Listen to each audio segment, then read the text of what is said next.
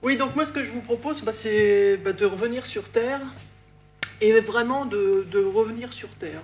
C'est-à-dire que je ne vais pas vous parler du grand cycle, du cycle de l'eau, donc vous connaissez tous le cycle de l'eau, hein, sur Terre. Donc les rivières qui s'écoulent vers la mer, l'eau de la mer qui s'évapore, qui forme les nuages et l'atmosphère, et le retour donc de l'eau des nuages sur Terre, et ainsi de suite. Donc ça, c'est le cycle classique de l'eau. Et sur ce cycle de l'eau, si on reste sur Terre, il existe ce qu'on appelle le petit cycle de l'eau, c'est-à-dire l'eau qui reste sur Terre, qui va de la rivière, qui évolue, on la pollue, on la traite, enfin c'est de ça que je vais vous parler, et ainsi de suite. C'est ce qu'on appelle le petit cycle de l'eau.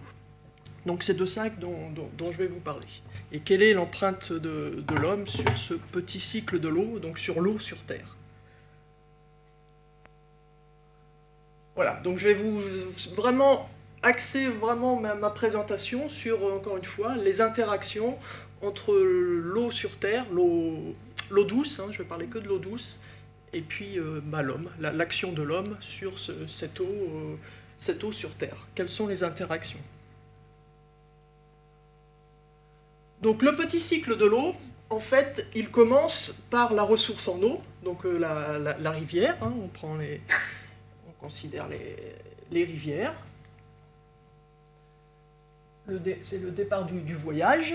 Dans ces rivières, on prélève l'eau, l'homme prélève l'eau pour des actions industrielles, mais aussi pour l'eau potable. Et c'est surtout de ça qu'on va se préoccuper, parce que comment mieux connaître la qualité des ressources en eau que d'essayer de voir quel traitement on doit appliquer pour rendre cette eau potable.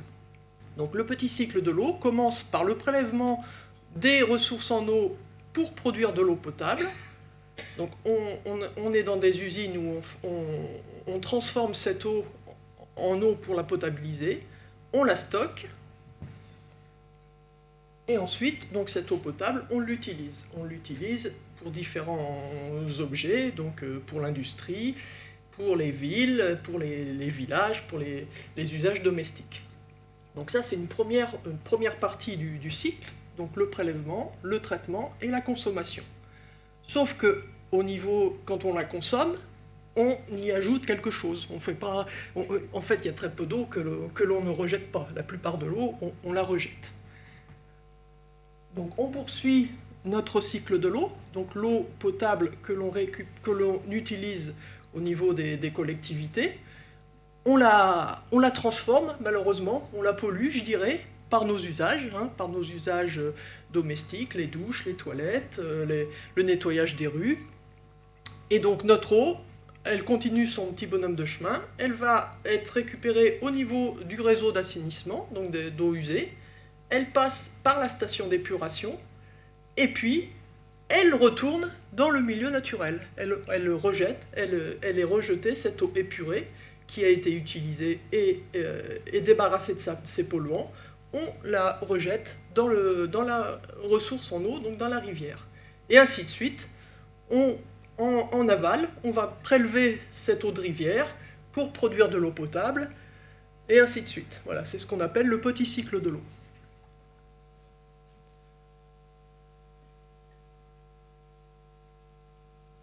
Voilà, donc on reprend la rivière, on prélève une partie de l'eau de cette rivière que l'on traite pour produire de l'eau potable, on utilise cette eau, hein. On peut aussi utiliser l'eau directement de la rivière, hein, pour l'irrigation, pour certains usages industriels, mais ensuite cette eau, en fait, on la restitue à la rivière, donc soit via un traitement d'épuration, soit directement pour certains usages qui sont restitués donc, à la rivière. Donc le petit cycle de l'eau, c'est ça. Donc on reste vraiment sur Terre. Et puis l'homme, il intervient en fait à chaque étape de ce petit cycle de l'eau.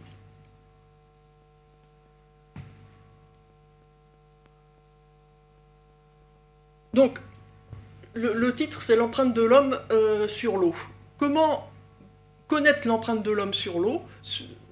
en fait, donc ça signifie comment reconnaître dans la rivière ce qui provient de la trace ou de l'activité humaine. Et à la limite, on pourrait analyser la rivière, essayer de déterminer le maximum de constituants. Mais comment mieux connaître ce qu'il y a dans la rivière que de l'étudier en tant que ressource pour l'eau potable, puisque pour produire de l'eau potable, il faut traiter cette eau de rivière, et il faut donc connaître parfaitement ce qu'il y a dans cette rivière pour être sûr que nos traitements sont adaptés pour la consommation humaine. Donc la présentation que je vais vous faire, c'est un peu ce raisonnement-là, c'est connaître les constituants de la rivière, mais à partir d'un objectif de transformer cette eau de rivière en aliment, et donc en eau potable. Donc on va parler des ressources en eau qui sont utilisées pour produire de l'eau potable. Donc on va essayer de chercher qu'est-ce qu'il y a dans ces ressources qui doivent être traitées pour les transformer en eau potable. On va s'intéresser plus particulièrement, parce que c'est d'actualité vraiment chaque jour, sur la question des micropolluants, hein, et on va essayer de clarifier un peu la situation par rapport à ce que le discours anxiogène des médias souvent. Donc on va s'attarder un petit peu plus sur la notion de micropolluants. Quels sont ces micropolluants, d'où ils viennent et qu'est-ce qu'on fait pour transformer cette eau pour qu'elle soit potable. Et puis je parlerai donc de quelques mots sur les avancées et où on en est dans les connaissances. Donc les ressources en eau qui nous servent encore une fois pour produire de l'eau potable. Donc pour produire de l'eau potable, en fait, on utilise deux ressources principales, essentielles, ce qu'on appelle les eaux superficielles. Superficielles parce qu'il y a justement l'impact direct de l'homme, elles sont accessibles directement à l'activité humaine, puisqu'elles sont en surface, donc ce sont les rivières, et ces rivières et fleuves, en fait, constituent 30 à 40% de l'eau, de la ressource qui est utilisée pour produire de l'eau potable. Le reste des ressources qui sont utilisées pour produire de l'eau potable, ce sont les eaux souterraines, qui sont donc des ressources maintenant majoritaires qui sont utilisées pour produire de l'eau potable. Donc, on va commencer par le plus compliqué, par donc la qualité, je dirais, d'eau la plus complexe, pour comprendre, encore une fois, quelles sont les actions pour transformer ces eaux en eau potable. Donc ces eaux de rivière, elles ont globalement, on va le voir, quatre constituants. Le premier constituant, c'est la matière organique d'origine naturelle. En fait, ce sont des composés, c'est ce qui est visible à l'œil nu, c'est pour ça que je commence par ça. En fait, cette matière organique d'origine naturelle, elle est dissoute ou particulière, hein, on a aussi des particules qui sont en suspension dans les eaux de rivière. Et leur origine, donc, de ces matières organiques, c'est la décomposition des végétaux, les rejets aussi de stations d'épuration, puisque je vous ai dit que les eaux usées après traitement sont déversées dans la rivière, des éjections d'animaux, enfin tout ce qui est en fait qui résulte souvent quand même de la décomposition. En fait, si on regarde plus au point de vue sur le plan chimique, ce sont des molécules qu'on connaît tous, hein, donc de structures de lipides, des protéines, des acides aminés, des sucres, de la lignine, puisque ça résulte aussi de la décomposition des végétaux, comme je viens de dire. Et en gros, ce sont des macromolécules complexes, et ils sont présents en forte quantité. C'est-à-dire que vraiment, eux, on les voit. On dit souvent la pollution, on ne la voit pas. Mais cette matière organique d'origine naturelle, elle est visible, hein, c'est ce qui crée la couleur des eaux. Mais en fait, je ne vais pas la caractériser comme pollution, parce qu'en fait, cette matière organique d'origine naturelle, en elle-même, c'est pas un polluant. C'est-à-dire que si on buvait de l'eau de rivière, c'est pas cette matière organique qui poserait un problème pour la santé. Encore une fois, ce sont des molécules qui sont dans notre bol alimentaire et qui posent pas de problème au point de vue toxicité et au point de vue notion de pollution. Dans les eaux souterraines, on retrouve ces mêmes constituants, parce qu'en fait il y a des interactions entre les eaux superficielles et les eaux souterraines, mais les eaux souterraines sont quand même nettement plus protégées et ont des temps de séjour beaucoup plus longs, et donc sont moins vulnérables à l'action humaine, et donc elles sont moins chargées en ces matières organiques d'origine naturelle. Donc on voit bien, les eaux souterraines sont limpides et ne sont pas colorées. Mais on retrouve quand même une partie de ces constituants des rivières, donc de cette matière organique d'origine naturelle. Deuxième constituant, ce sont les minéraux, hein, donc calcium, magnésium, sodium, bicarbonate, donc que l'on trouve dans les eaux de rivière et aussi dans les eaux souterraines. Donc ces deux éléments qui sont présents en forte concentration par rapport à ce dont on va parler plus tard, en eux-mêmes ne sont pas problématiques pour la santé et n'induiraient pas donc des problèmes si on consommait cette eau due à ces constituants. Par contre, dans ces eaux, il y a les micro-organismes. Et là, par contre, s'il y a vraiment un élément qu'il faut surveiller, c'est la partie micro-organismes pathogènes. Et ça, par contre, c'est vraiment l'élément incontournable à solutionner pour rendre une eau potable. Quatrième constituant, les micropolluants. Donc les micropolluants, quand on parle d'eau potable, on n'entend parler que de ça. Donc les pesticides, les perturbateurs endocriniens, on entend parler maintenant des PFAS, donc les constituants fluorés.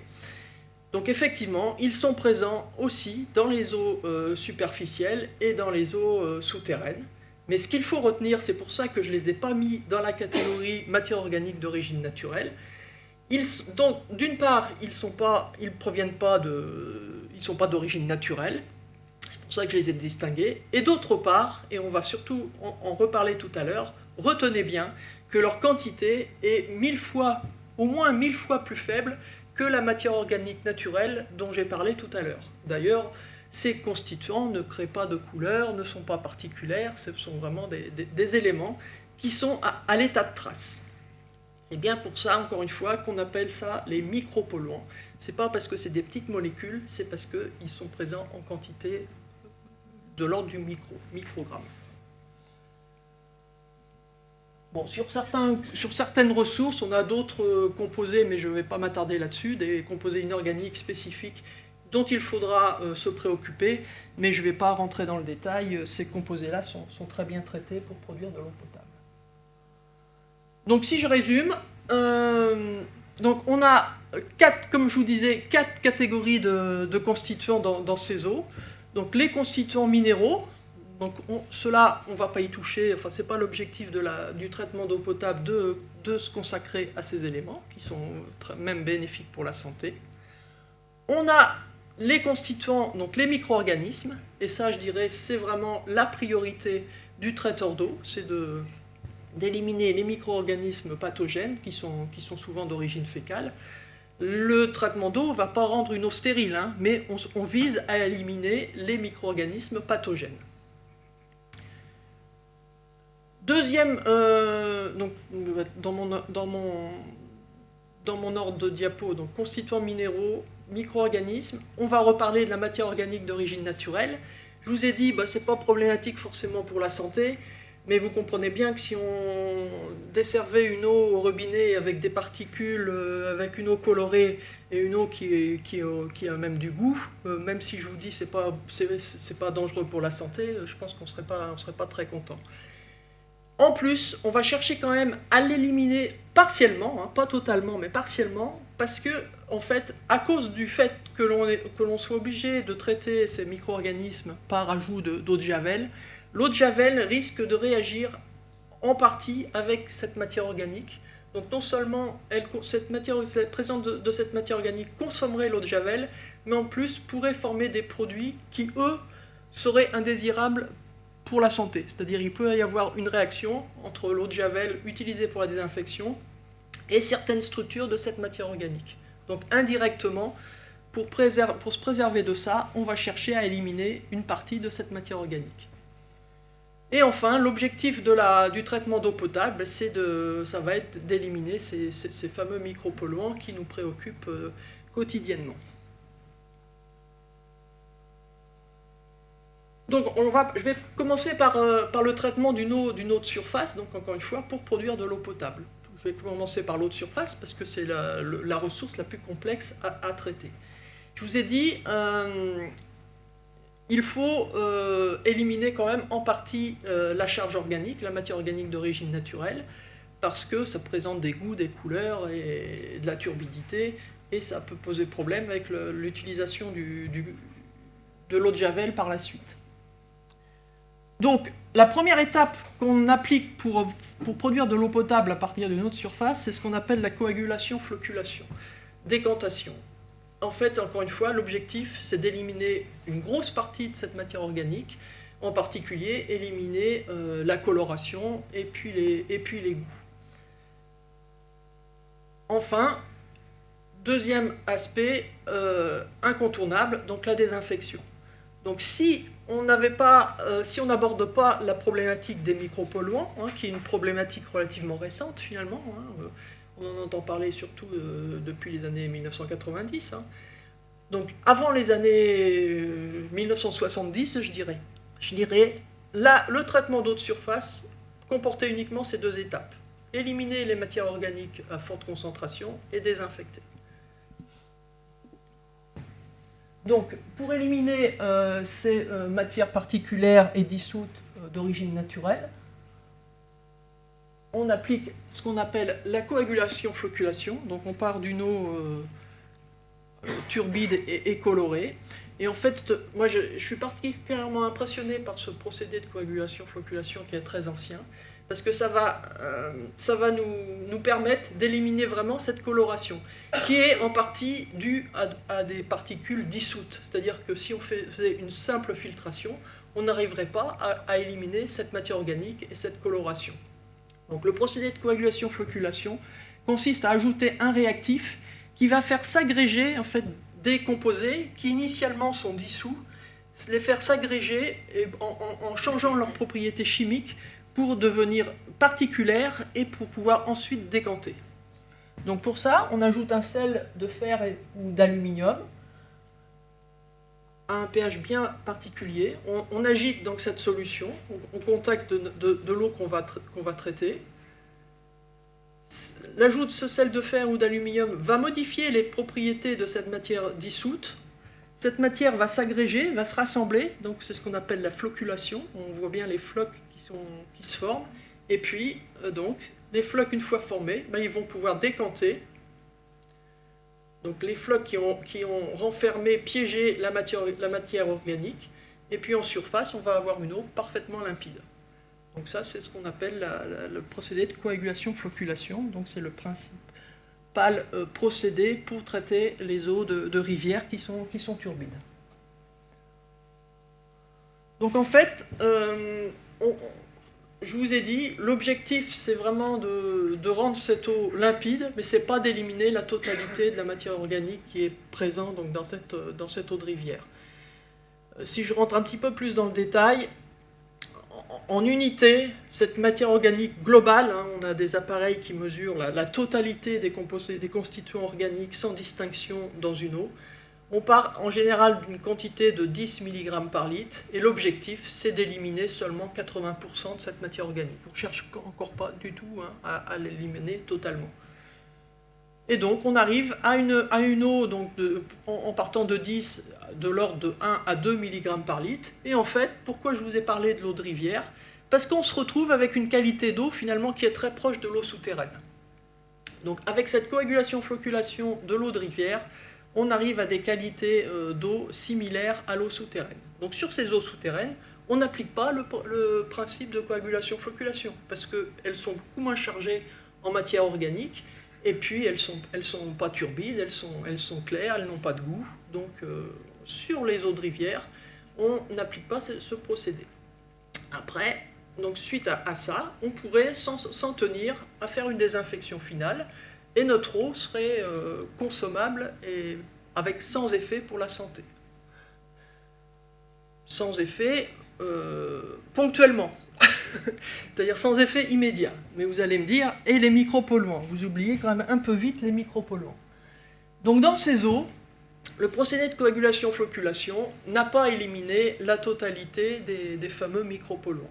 Et ces micropolluants, encore une fois, ils sont présents à des concentrations 1000 fois plus faibles que la matière organique que l'on admet, que l'on accepte dans ces eaux.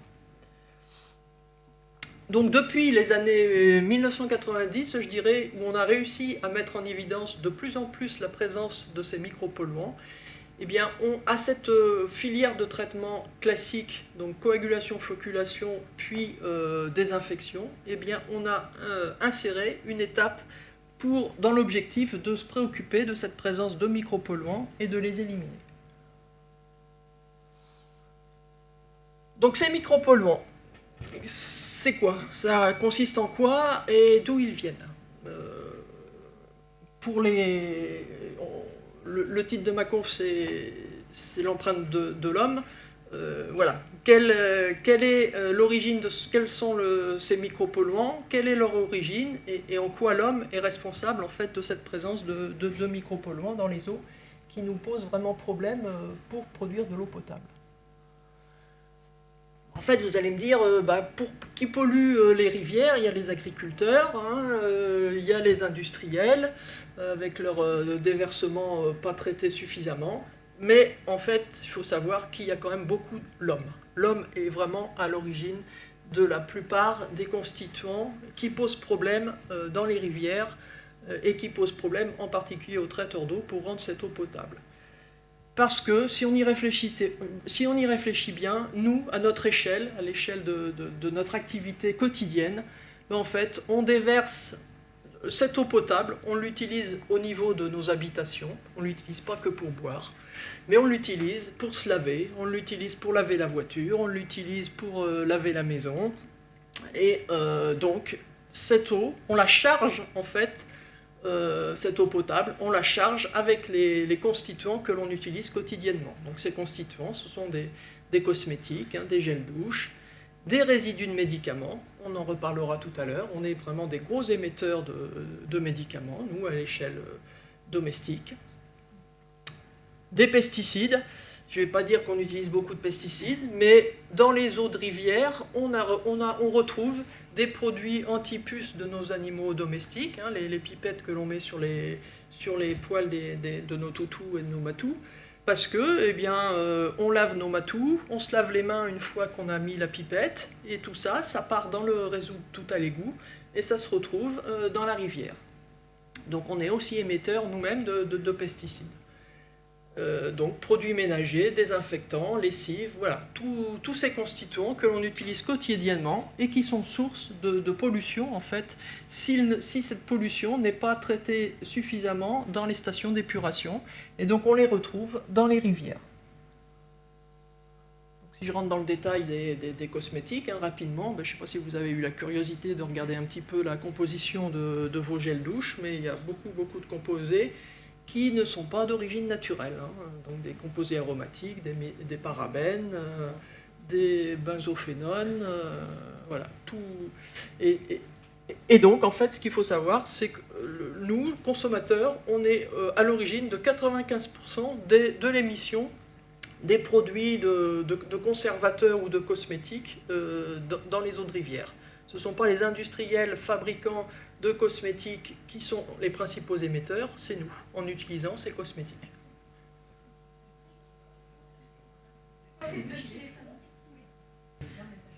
Oui, mais c'est nous qui les utilisons. On ne les utiliserait pas. Oui, d'accord. Ils les fabriquent, mais ce n'est pas eux qui les rejettent. C'est ce que je veux dire. Est-ce que les savons sont aussi toxiques que les gels douche?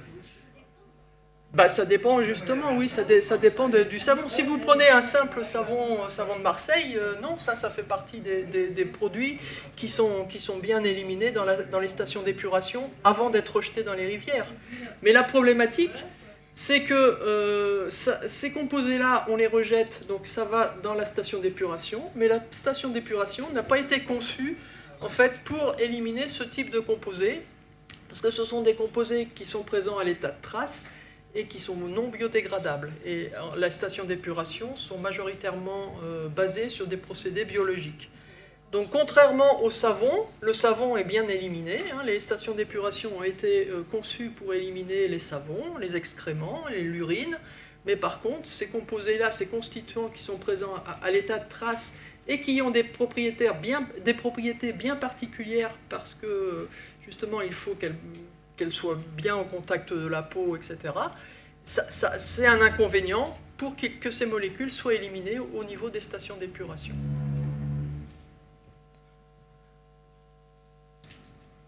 Donc on entend parler beaucoup des PFAS là en ce moment. Les PFAS, là encore, on était bien content d'avoir des produits imperméables. Effectivement, les PFAS, on dit que ça vient des poils anti-adhésifs, mais ça vient aussi beaucoup des revêtements imperméables sur nos vêtements. Ils sont présents aussi dans les tissus d'ameublement pour empêcher la combustion trop rapide en cas d'incendie. Et donc, ces composés, à un moment ou à un autre, ils sont déversés dans l'environnement, ou bien on passe nos vêtements imperméables à la machine, et encore une fois, ça se retrouve au niveau de la station d'épuration, qui les élimine mal, et donc qui se retrouve au niveau de la rivière. Et ce sont ces composés-là qu'on va prélever en même temps que notre eau de rivière pour la rendre potable. Et donc on va être confronté à devoir éliminer ces constituants qui sont présents dans le milieu naturel.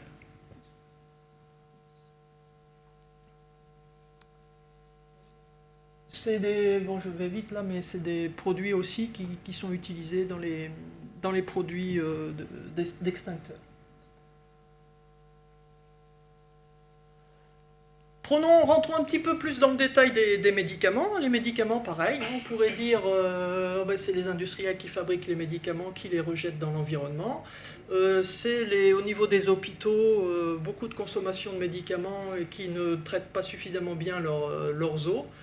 Mais en fait, si on regarde à l'échelle, encore une fois, domestique, j'ai sorti quelques chiffres là. En fait, les dernières données nous disent que la consommation de médicaments, toutes sortes confondues, c'est 41 boîtes de médicaments qui sont vendues par habitant et par an. Donc, c'est une étude de 2023. Si je prends l'exemple de l'ibuprofène, c'est l'Agence nationale de la sécurité du médicament qui donne ces chiffres. Si j'étudie la situation au niveau de Paris intramuros, la quantité consommée d'ibuprofène, c'est supérieur à 1500 boîtes d'ibuprofène par jour sur Paris intramuros. Ce qui représente donc une consommation d'ibuprofène d'environ 8 kg par jour au niveau de Paris. Donc, encore une fois, consommation domestique. Ce médicament, c'est le deuxième en fait après le paracétamol, le deuxième antalgique qui est utilisé. Ce médicament, en fait, quand il est ingéré, il est transformé dans le corps, il est métabolisé, mais il y a quand même une partie qui est excrétée. Tout n'est pas transformé. Donc c'est rejeté au niveau du réseau d'eau usée et ensuite ça arrive au niveau de la station d'épuration. Si je prends comme hypothèse d'un résiduel de 2% de ce qui est consommé qui ressort en sortie de station d'épuration et donc qui est déversé dans la rivière, ce qui est tout à fait raisonnable comme chiffre, c'est-à-dire 2% de la quantité consommée que l'on retrouverait non éliminée, donc ni par le corps humain, ni par la station d'épuration, et donc qui serait rejeté dans la rivière. Ça représente, au niveau de la Seine, ça représente un rejet de 400 comprimés par jour. Si on prend en compte le débit de la Seine, qui est grand, effectivement, la quantité en concentration qui est rejetée est très faible. On reparlera des concentrations tout à l'heure.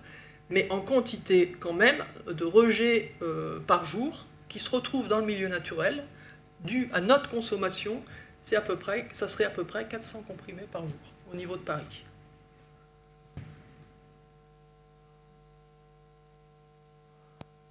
Donc si je résume, hein, tout ce qui est rejeté donc, au niveau des stations d'épuration, hein, donc il y a les détergents, les cosmétiques, les produits vétérinaires. Effectivement, les établissements hospitaliers rejettent aussi des produits, des détergents et des antiseptiques et des médicaments, mais pas majoritairement. Les émetteurs majoritaires, c'est nous, tous.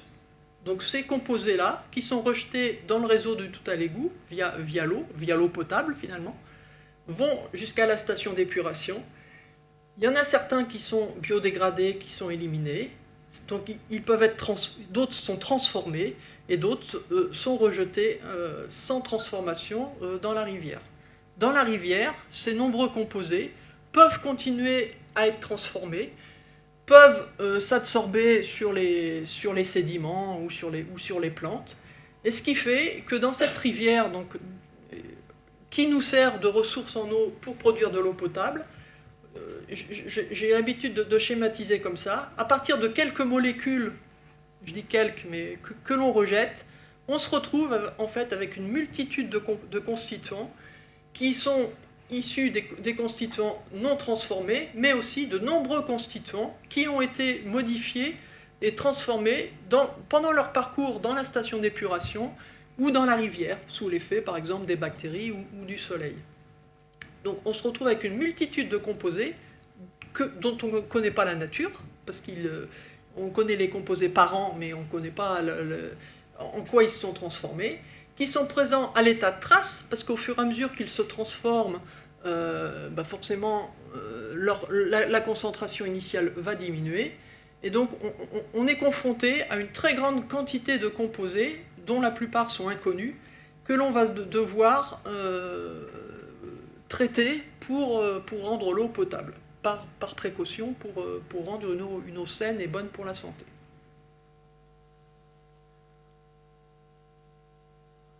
Donc comment on en est arrivé à mettre en évidence tous ces composés?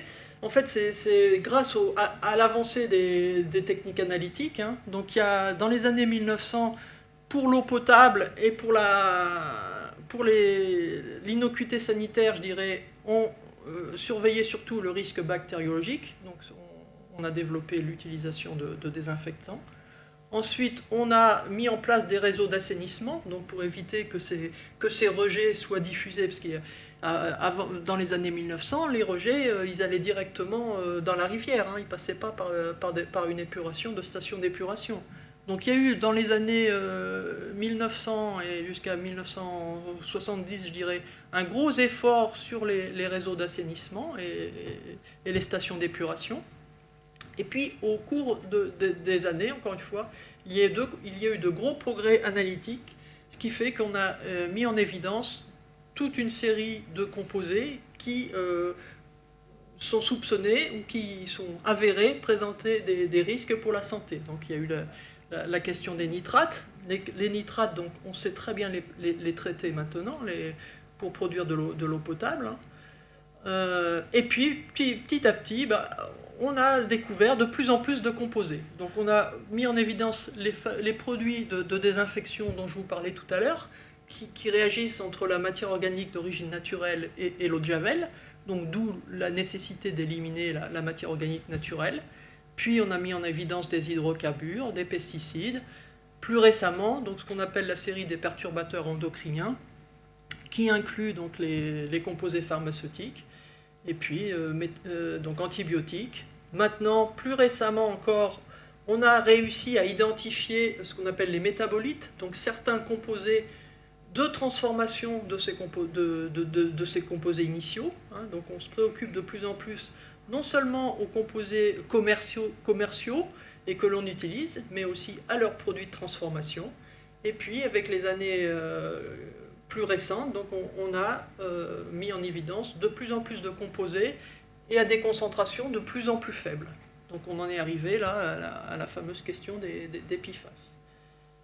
Donc certes, l'industrie émet certains de ces composés, l'agriculture aussi, le secteur médical aussi, mais nous aussi.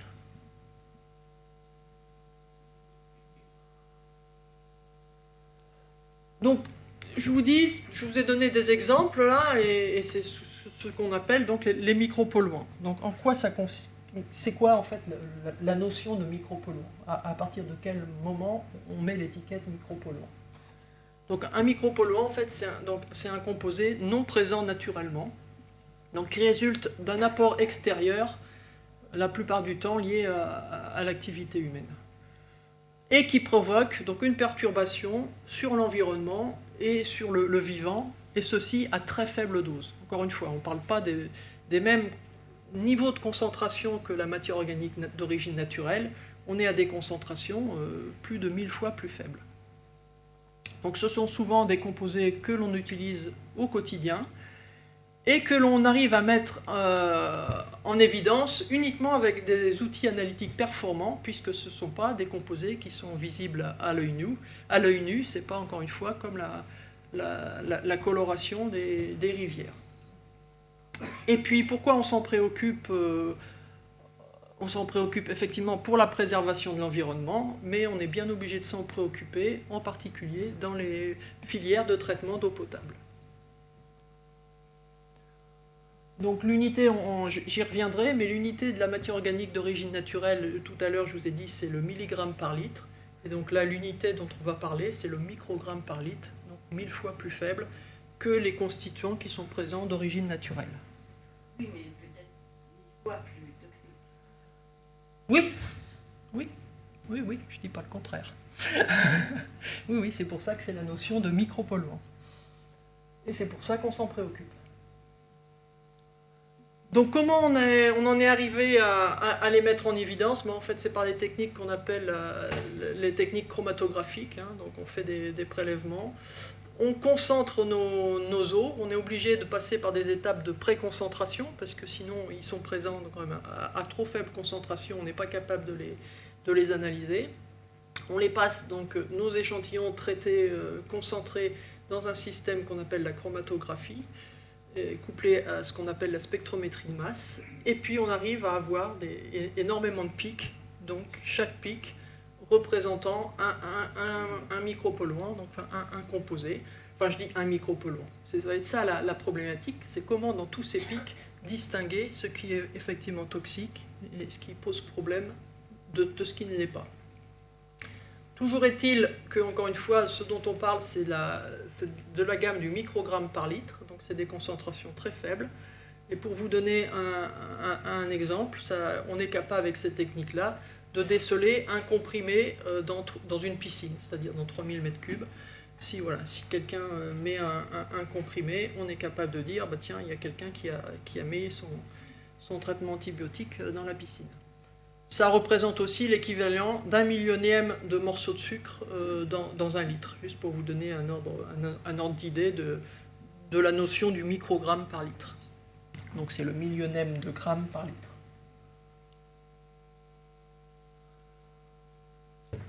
Donc pour vous donner des ordres d'idée de concentration, j'ai quelques données sur la concentration de certains micropolluants dans la Seine. On est quand même souvent inférieur à 0,1 microgramme par litre.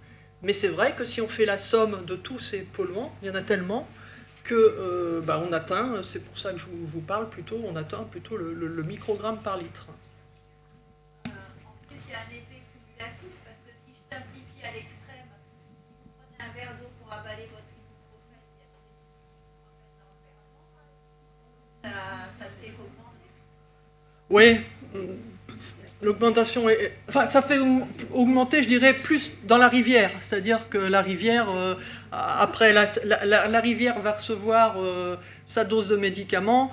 Plus loin, va passer dans une autre ville qui va... c'est plutôt au niveau de la rivière que ça va s'accumuler.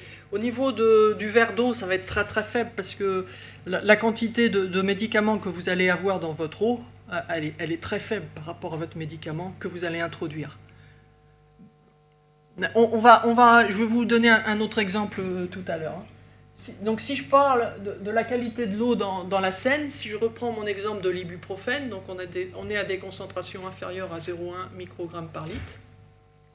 Donc si je prends comme valeur une valeur moyenne donc de 0,2, et le débit, si je prends en compte le débit de la Seine, en fait, vous allez me dire, enfin, je vais vous dire, c'est très faible, la concentration qu'on trouve en ibuprofène dans la Seine, mais n'empêche que, si vous vous mettez, ça équivaut à voir passer, si vous vous mettez sur un pont, à voir passer 1 comprimé par minute. C'est-à-dire la quantité d'ibuprofène est faible instantanément dans l'eau, mais n'empêche que voilà, ce qui est véhiculé par la Seine, c'est de l'ordre de 1 comprimé d'ibuprofène par minute.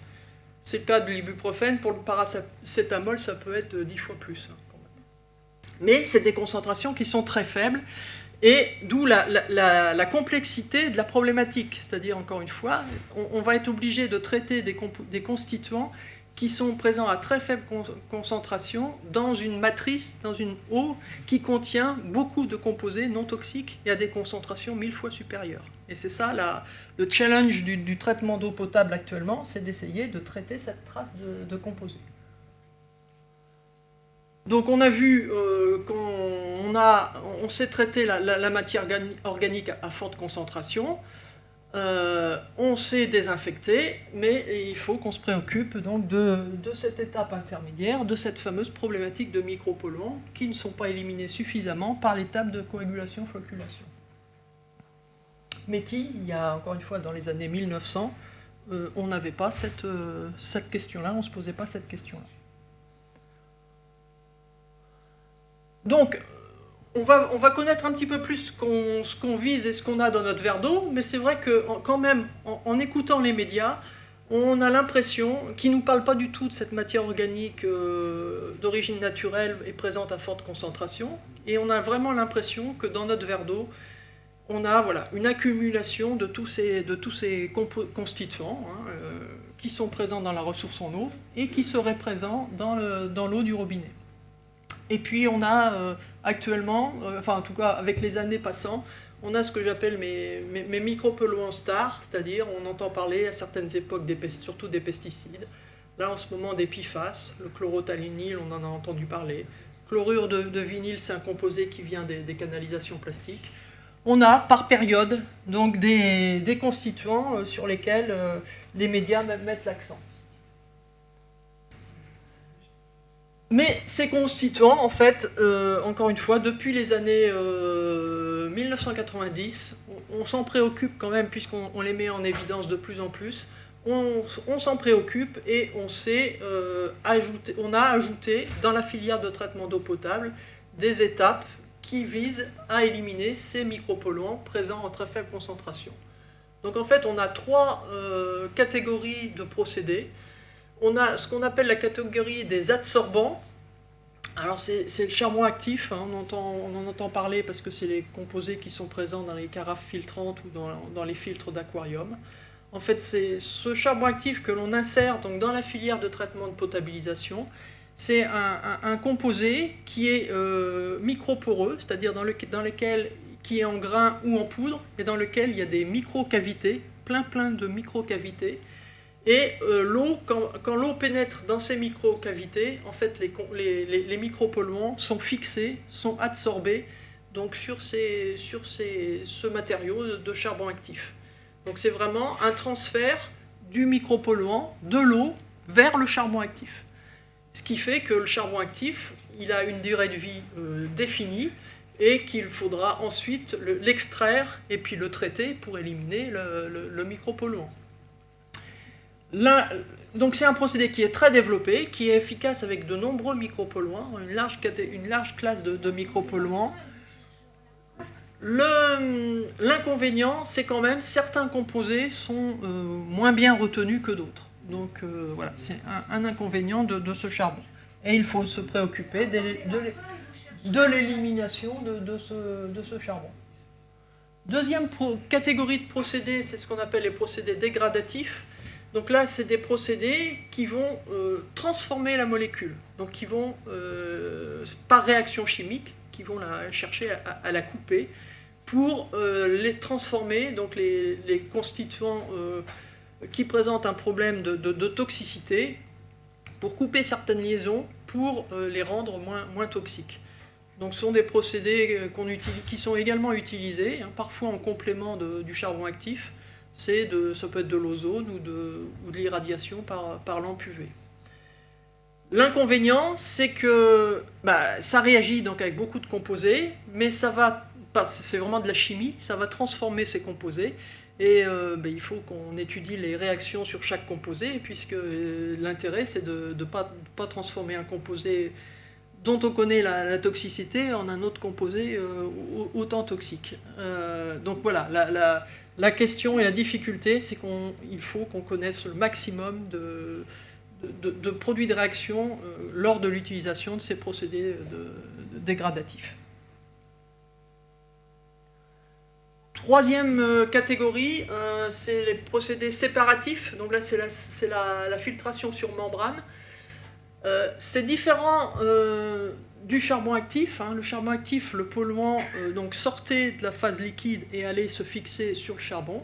Là, la membrane, en fait, c'est une toile, en fait, un matériau polymère avec des micro-trous.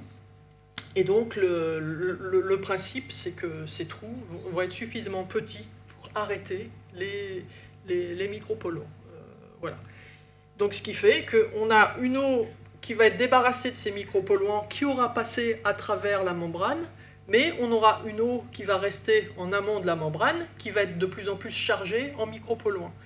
Et là encore, l'inconvénient, c'est que là, du coup, on fait un transfert de micropolluants vers une eau qui va être épurée, mais vers une eau qui va être très chargée et de plus en plus chargée en polluants.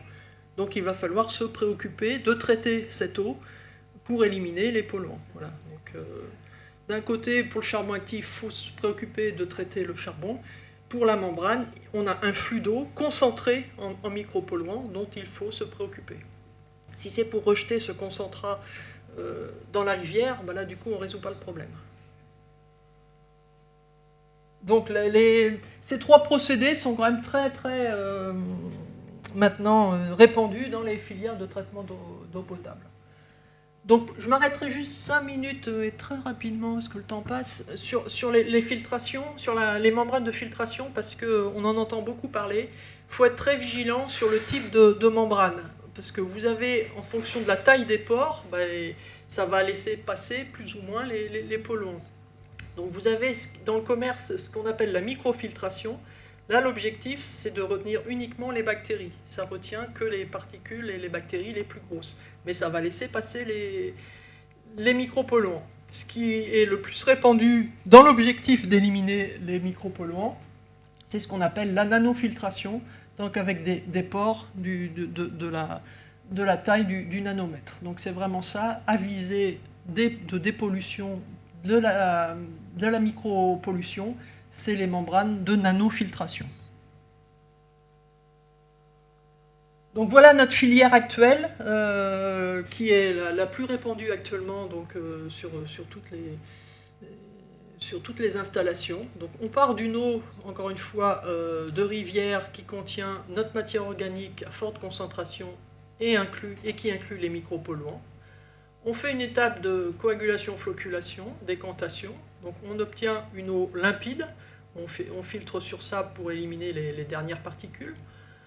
On obtient une eau limpide, comme on a vu tout à l'heure dans le bécher, qui contient encore beaucoup de matière organique, mais qui n'est pas problématique pour la santé. Mais cette eau contient encore les micropolluants, puisque cette étape n'a pas été suffisamment efficace pour les micropolluants. Donc micropolluants de l'ordre de 1000 fois plus faibles que la matière organique. Et donc c'est cette eau qui est clarifiée et qui est très limpide, sur laquelle on va appliquer donc soit un traitement d'oxydation, soit filtration sur charbon actif, soit des membranes. Et enfin, donc qui va éliminer 90%, l'objectif c'est d'éliminer 90% des micropolluants. Et donc on va pouvoir faire une chloration, donc une désinfection finale à l'eau de Javel, pour obtenir notre eau potable, donc notre eau qui est distribuée au niveau du robinet, qui contient, encore une fois, ne l'oubliez pas, de la matière organique et des résiduels de micropolluants. Mais dans notre verre d'eau, on n'a pas que de l'eau et des micropolluants. On a de l'eau et beaucoup de matière organique non toxique. On a des micropolluants, je ne vais pas vous dire le contraire, et il y a des normes à ne pas dépasser. Si je vous donne pour vous donner une autre image de la quantité de ces micropolluants qui seraient dans notre eau et ce que ça représente, encore une fois, c'est comme tout à l'heure, l'échelle du nanomètre, fallait couper. Moi, je vais augmenter ma quantité d'eau pour qu'on se représente mieux ce que ça représente. Donc plutôt que de raisonner en microgrammes par litre, c'est-à-dire de découper le gramme pour savoir ce que ça représente dans un litre, en fait, j'ai agrandi, je suis passé du litre au mètre cube. Donc admettons, imaginons une salle donc, classique comme un bureau ou une chambre de 4 mètres sur 3 avec une hauteur de plafond de 2,50 mètres. Toute cette salle serait remplie d'eau. Donc ça représente 30 mètres cubes d'eau, en fait, une salle classique remplie d'eau. Donc qu'est-ce qu'on a dans cette eau pour une qualité eau de rivière?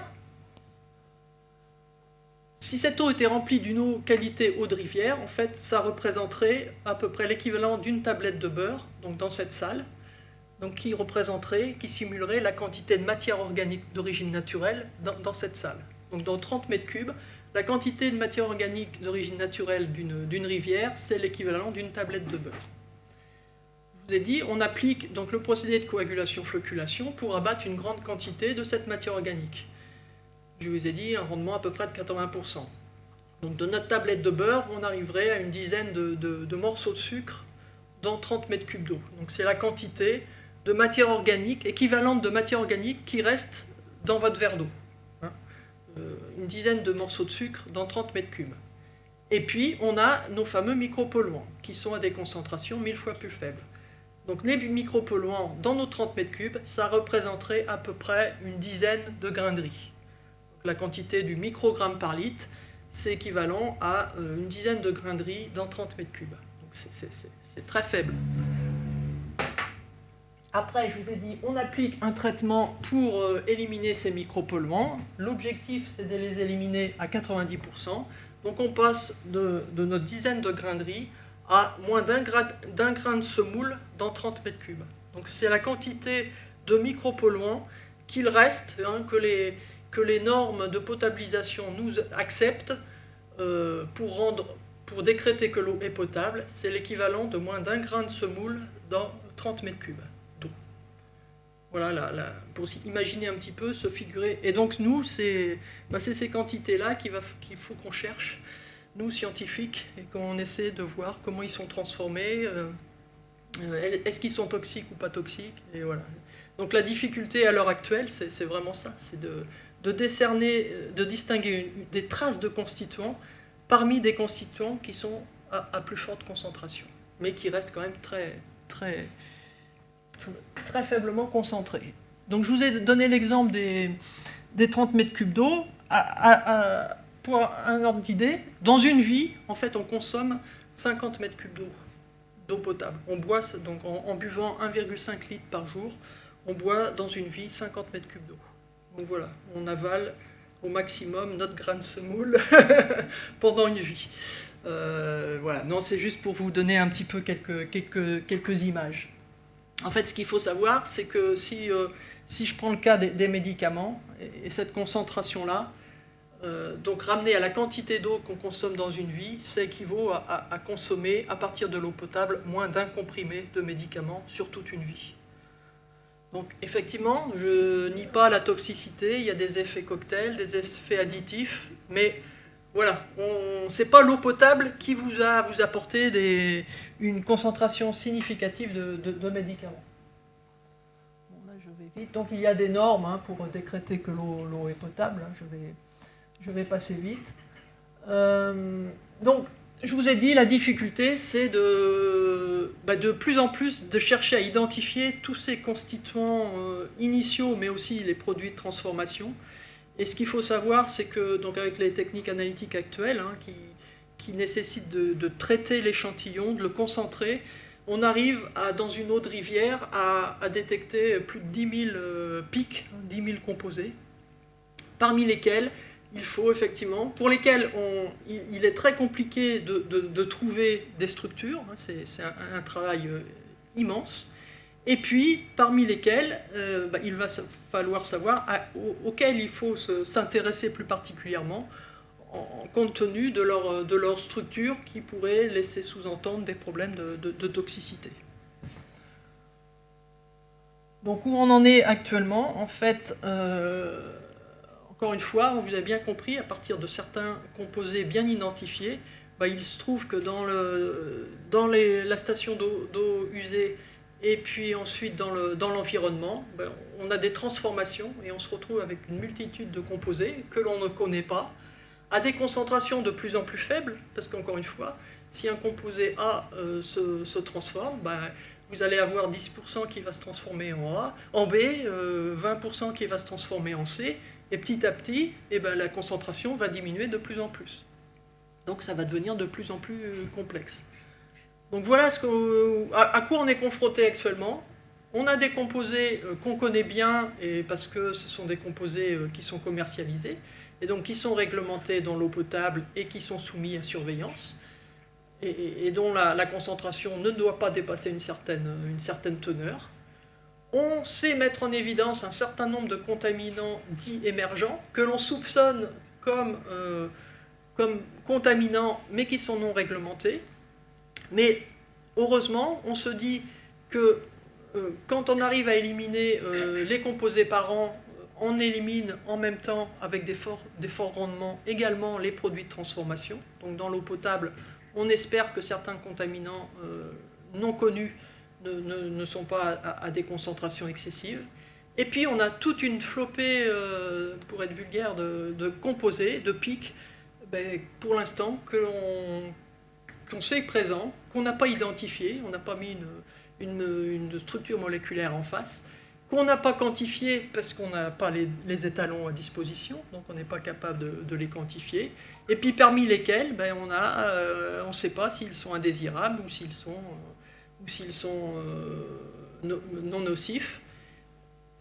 On cherche des traceurs d'activité anthropique, c'est le cas des édulcorants, pour essayer de cibler certaines zones de nos analyses, mais c'est un travail vraiment très très compliqué auquel on est confronté actuellement.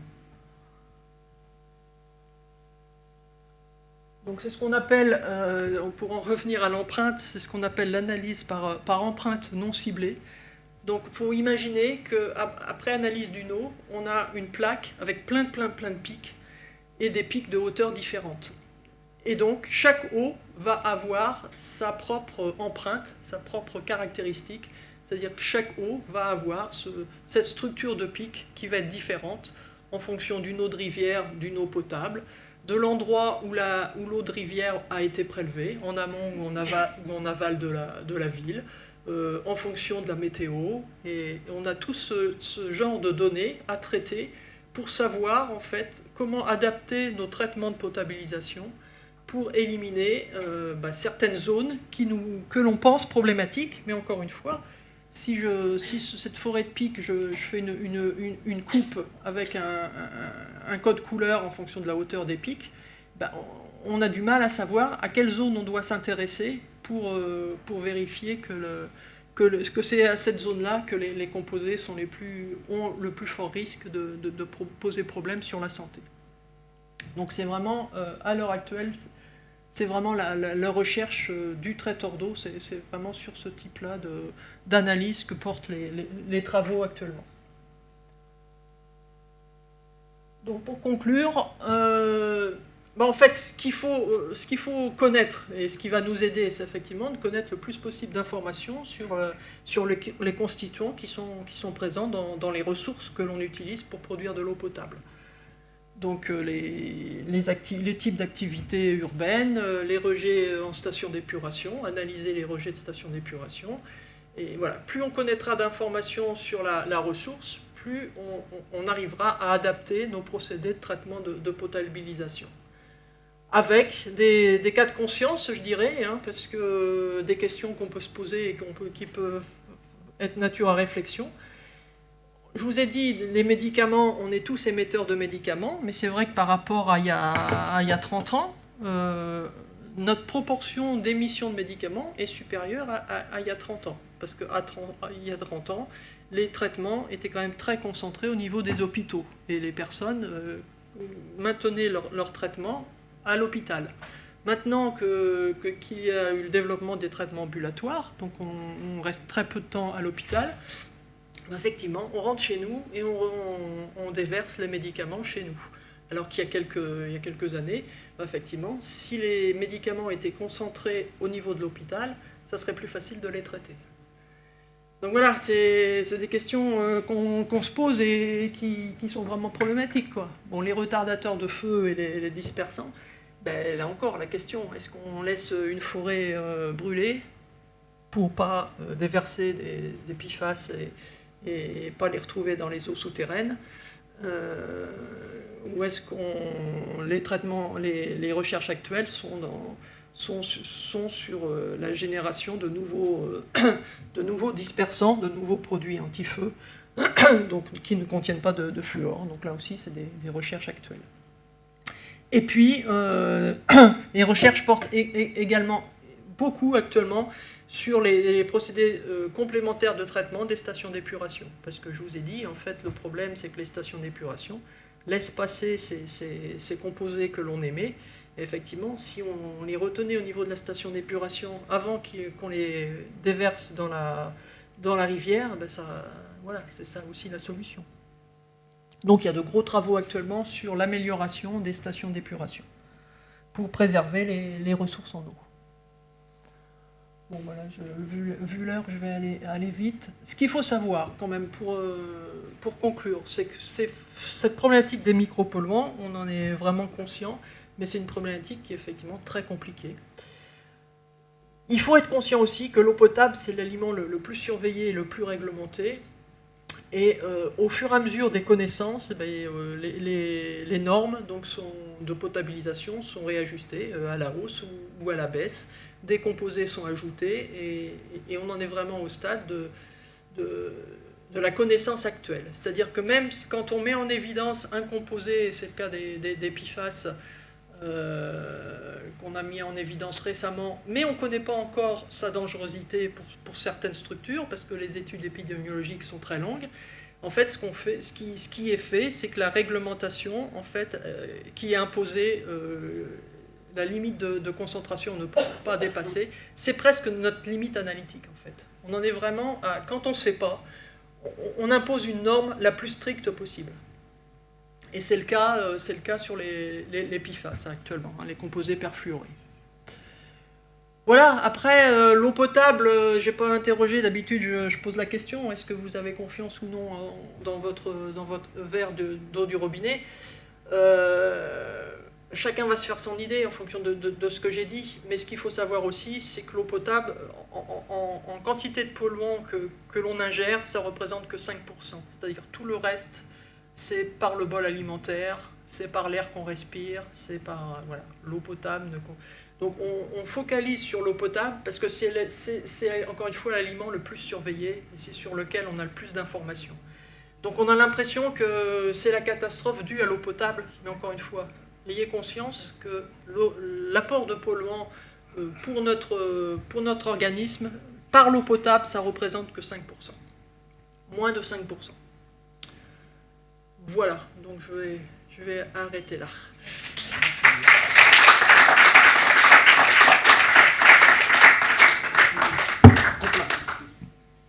Donc, voilà, il y a des questions.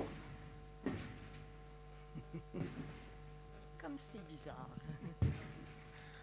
Oui, bonjour, excusez-moi, et les eaux usées, qu'est-ce qu'elles deviennent? Qu'est-ce qu'on en fait des eaux usées? Donc, en fait, l'eau qu'on rejette dans notre évier, dans notre chasse d'eau, ça va vers la station d'épuration. La station d'épuration, ce sont surtout des procédés biologiques, donc elle dégrade tout ce qui est à forte concentration et qui est biodégradable. La station d'épuration donc, rejette une eau qui est débarrassée d'une très forte concentration de polluants, mais il y a aussi la problématique des boues. C'est-à-dire dans une station d'épuration, voilà, vous avez l'eau épurée et puis vous avez les boues. Alors les boues, qui contiennent souvent aussi des polluants. Là encore, de plus en plus, on met en œuvre des traitements pour éliminer les polluants qui sont contenus dans les boues. Parce que les boues, des fois, on les utilise en épandage. Et si on ne traitait pas ces boues, on retrouve, encore une fois, on ne fait que transférer la pollution. Donc on traite l'eau et on traite la partie boue. Mais les stations d'épuration, la plupart sont quand même très anciennes et n'éliminent pas une forte proportion des micropolluants. C'est juste en train de se mettre en place.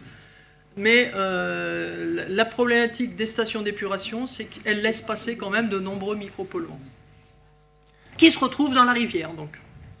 Oui, mais qui ne se trouvent pas dans notre verre d'eau. Non, parce qu'ensuite, c'est cette eau de rivière que l'on prend et que l'on traite. J'ai appris aussi par ailleurs que, disons, un nombre de fermes qui ne sont pas sur les réseaux des eaux, ils boivent l'eau de pluie.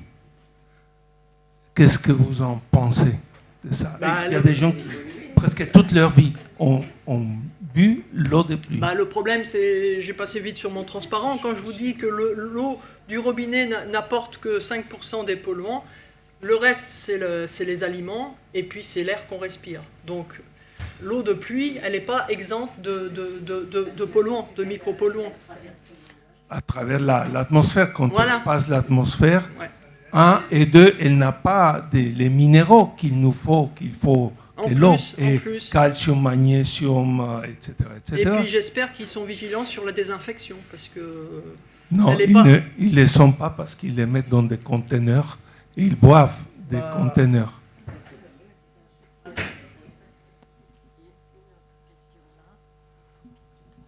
J'ai deux questions. La première, vous avez passé sur la comparaison entre votre image avec la plaquette de beurre et les grains de semoule. Je voudrais avoir l'équivalent en matière de microplastique. Parce que, et je voulais parler des pneus, parce qu'il était question des pneus. C'est peu étudié, etc. Alors que c'est un phénomène ancien, les pneus, ça fait 200 ans, enfin 100 ans qu'on roule avec. Et compte tenu que les véhicules électriques usent plus les pneus que les véhicules anciens, est-ce qu'il n'est pas à craindre que la quantité de microplastique due aux pneus augmente rapidement? Et la deuxième question, c'est sur la filtration membranaire. Apparemment, vous savez que forcément que le syndicat des eaux d'Île-de-France il met en place ce système à grande échelle, et il dit que en fait le concentrat d'eau très chargé en polluants par séparation, en fait, on ne peut pas le traiter. Il n'y a pas de système économiquement viable vu la quantité pour le traiter. Donc, est-ce que c'est admissible? Voilà. En fait, ça fait partie des recherches. Je ne vais pas vous cacher qu'actuellement, dans beaucoup de filières qui utilisent les membranes, le concentrat est rejeté dans les rivières. Donc voilà, on se mord la queue. Il y a des études, effectivement, beaucoup maintenant qui cherchent à traiter ces concentrats. Et les technologies existent, mais après, effectivement, c'est un choix économique. Donc voilà. Alors sur les pneus, il y a deux problèmes sur les pneus. Il y a un problème, c'est que ça émet aussi des constituants dissous qui sont dissous après avec l'eau de pluie et qui sont par ruissellement qui se retrouvent dans la rivière. Donc on a mis parmi tous les micropolluants qu'on a mis en évidence, on a mis en évidence plein de constituants qui ont pour origine les pneus, mais des constituants dissous. Après les constituants particuliers, il n'y a pas beaucoup d'études dessus. On est vraiment dans le début. Et effectivement, il y a quand même beaucoup, ça dépend de la taille des particules, mais la plupart du temps, les filières actuelles vont les éliminer. C'est retenu à différents niveaux de la filière d'eau potable, que ce soit les membranes ou le charbon actif. On en est vraiment... c'est un sujet d'actualité et de préoccupation. Donc les microplastiques, on en entend effectivement beaucoup parler. Pas beaucoup dans l'eau du robinet, plus dans les eaux embouteillées, mais c'est un sujet d'actualité. Ça fait partie, si vous vous souvenez de mon schéma avec les différentes années, là, on en est rendu à la problématique actuellement des PFAS et des microplastiques. Donc on n'a pas trop de recul sur la présence des microplastiques dans l'eau du robinet. Et encore moins liés aux pneus. Madame, au niveau des micropolluants, est-ce que vous nous conseillez de boire de l'eau minérale naturelle ou de l'eau du robinet? C'est la question que j'ai toujours, et je dirais, c'est pas comparable. Une eau minérale, c'est une eau qui est prélevée en profondeur et qui n'a pas les mêmes constituants que l'eau du robinet, en particulier sur la charge minérale, justement. Et je dirais, moi, l'eau minérale, c'est presque un médicament, de temps en temps, c'est pour certaines eaux. C'est-à-dire que vous avez certaines eaux qui sont très chargées en magnésium, qui sont très chargées en sulfate, qui sont pauvres en sodium. Donc les comparer, c'est compliqué. C'est pas comparable en fait, ça dépend. D'abord, il y a une question de goût. Effectivement, l'eau minérale a beaucoup moins de goût que l'eau du robinet. Ça, c'est dû aux sous-produits de l'eau de Javel. Mais c'est pas comparable. De boire une eau minérale toute une vie, la même eau, qui a une composition constante, je suis pas sûr que ça soit mieux. Parce que votre organisme il va être soumis à toujours la même quantité de sodium, toujours la même quantité de sulfate, toujours. Donc moi je dirais, pour moi l'eau minérale c'est une eau de confort. C'est-à-dire quand j'ai envie de prendre un bon thé ou un bon café, moi je prends de l'eau minérale, c'est ma vision. Quand j'ai envie de me faire plaisir parce que j'aime bien l'eau minérale par rapport à l'eau du robinet, je prends de l'eau minérale. Mais les comparer, c'est pas comparable. Par rapport aux microplastiques, les eaux de source, même pas minérales, mais de source, elles sont dans des bouteilles plastiques, donc c'est moins bien qu'une carafe d'eau. Pas très bien là. Oui, elle disait la dame que le problème des eaux minérales, c'est qu'elles sont dans les bouteilles en plastique. Là encore, le problème, c'est que ce sont des données qui sont vraiment très récentes et on ne connaît pas la distribution de la taille des particules qui pose un problème au niveau cellulaire, qui pose un problème sur la santé. Et on n'a pas trop de données sur le vieillissement de ces plastiques. Sur les eaux minérales, je pense qu'ils sont bien ciblés maintenant. Ça nous laisse un peu de vacances pour les eaux du robinet, parce que nous, on n'a pas de problème de microplastique ou beaucoup moins.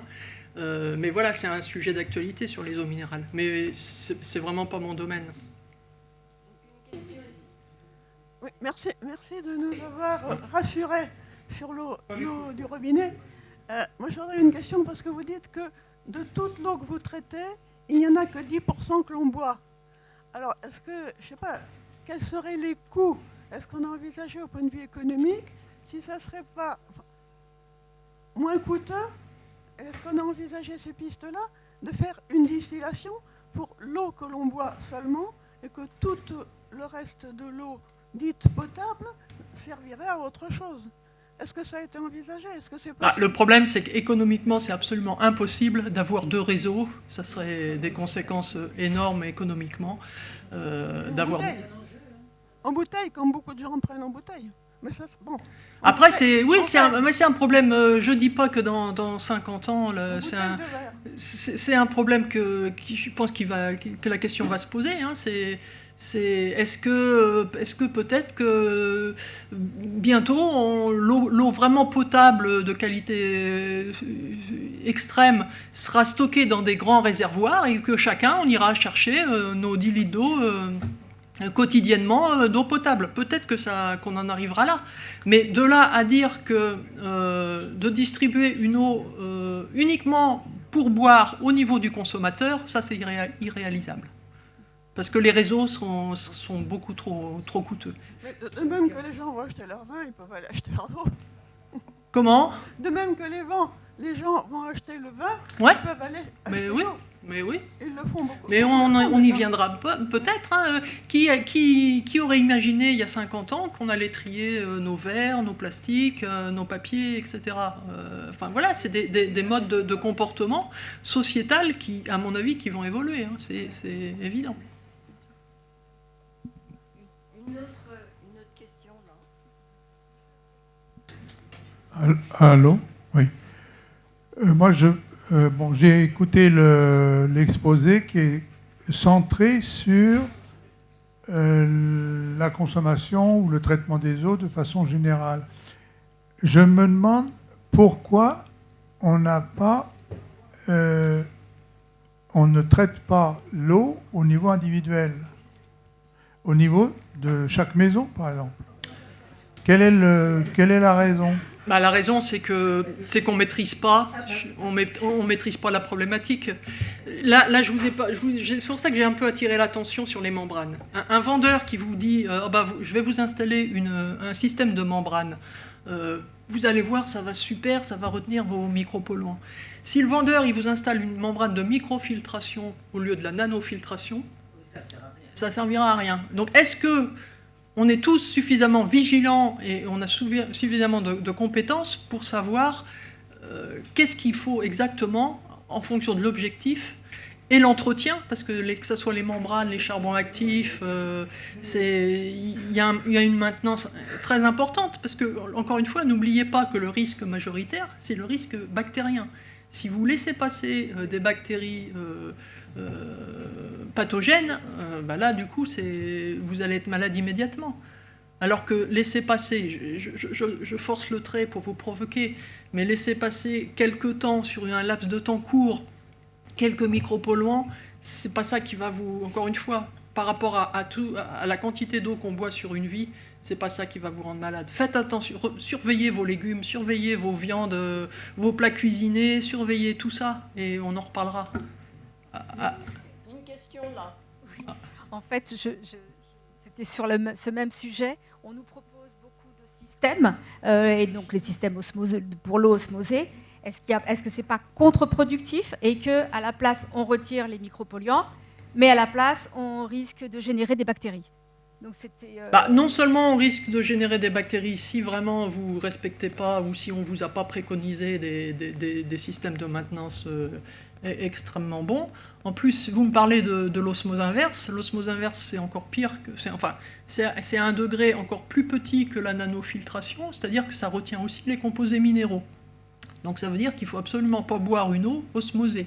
Il faut soit la redoper en éléments, en constituants minéraux, soit faire un mélange. Mais donc là encore, c'est des compétences que je pense, c'était marqué sur une de mes diapos de conclusion que j'ai passé vite, mais transférer la compétence eau potable au niveau domestique, c'est compliqué. Hein. C'est compliqué. Donc l'utilisation des filtres Brita et des charbons qui améliorent un peu le goût, c'est pas vraiment... Ça améliore le goût, mais de dire que ça va vous résoudre tous les pics que je vous ai montrés, non. Une question là. Bonjour madame, merci beaucoup d'abord pour votre exposé.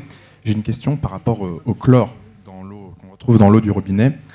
Pourquoi la partie justement chloration à la fin de tous ces filtrages est-elle vraiment nécessaire? Parce que il me semble que le chlore en soi n'est pas vraiment bon pour le corps humain. On voit par exemple des exemples avec des gens qui réagissent très mal au chlore en grande dose dans les piscines municipales, par exemple, qui peuvent être très nocifs pour la peau, mais aussi si on boit la tasse, qui peut être très mauvais, ce chlore. Pourquoi il faut absolument chlorer l'eau alors qu'on est déjà passé par tous ces filtrages, toutes ces méthodes différentes, et puis l'utilisation du charbon dans le filtrage? Tout simplement parce que dans les canalisations, il y a ce qu'on appelle des biofilms, donc vous avez des développements bactériens dans les canalisations. Donc il faut maintenir un excès et un résiduel de désinfectant jusqu'au robinet. Le résiduel, il est très faible, hein. C'est vrai que ça donne du goût, je suis d'accord avec vous, hein. Ça donne du goût. Mais,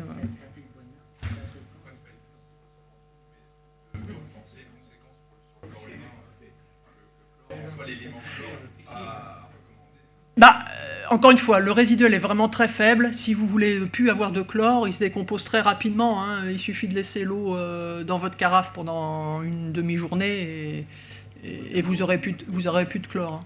Il se décompose très, très rapidement.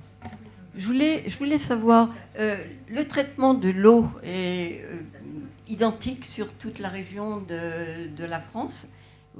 Comment ça se passe? Ça dépend des types de ressources. Ouais, ça dépend. Encore une fois,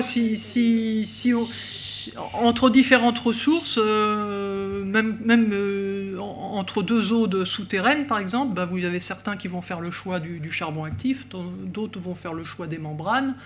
Ça dépend de l'âge des stations, hein, donc parce que les stations sont renouvelées, enfin sont mises à jour, donc ça dépend des périodes. Non, il n'y a pas une filière standard, non. Non. Et par rapport à l'international, comment ça se situe l'eau en France par rapport aux autres pays? En ce qui concerne l'Europe de l'Ouest, enfin Allemagne, Suisse, Belgique, Espagne, on est à peu près tous dans les mêmes filières, et au niveau recherche, on travaille en collaboration et on est au même niveau. Après, vous avez certains pays comme on travaille avec des Libanais, par exemple. Au Liban, leur qualité d'eau est déplorable parce qu'ils n'ont pas leur filière de traitement d'eau potabilisation est pas complète. Donc là, je parle du Liban, parlons pas des autres pays, d'Afrique, etc. quoi. Mais, encore une fois, la priorité des priorités, c'est la désinfection. Donc, et la désinfection, ça passe beaucoup par l'eau de Javel. Voilà. Excusez-moi, encore une question, mais c'est un petit peu en dehors. Comment font les pays du Golfe qui dessalent l'eau de mer? Est-ce que ce sont des membranes? Ouais, membrane et puis osmose inverse, justement. Il y a un peu de distillation, mais c'est membrane et osmose inverse, et ils redopent en composés minéraux. Ah, d'accord. Ah, une autre question. Ouais, merci.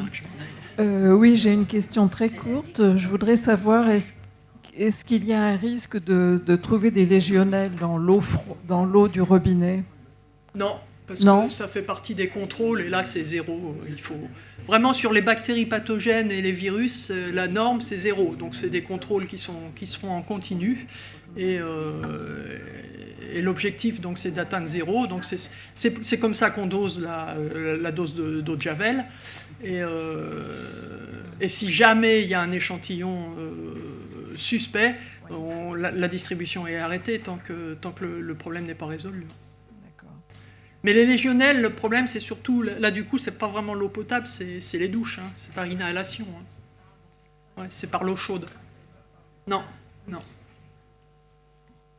Bien. Est-ce qu'il y a d'autres questions?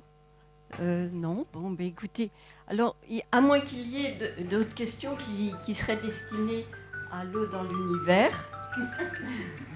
Mais là, évidemment, on est passé loin. Enfin, si on veut, parce que maintenant, on est sur Terre. Voilà. On a passé notre domaine. Mais bien, alors, il nous reste à vous remercier infiniment. Merci beaucoup, c'était un plaisir.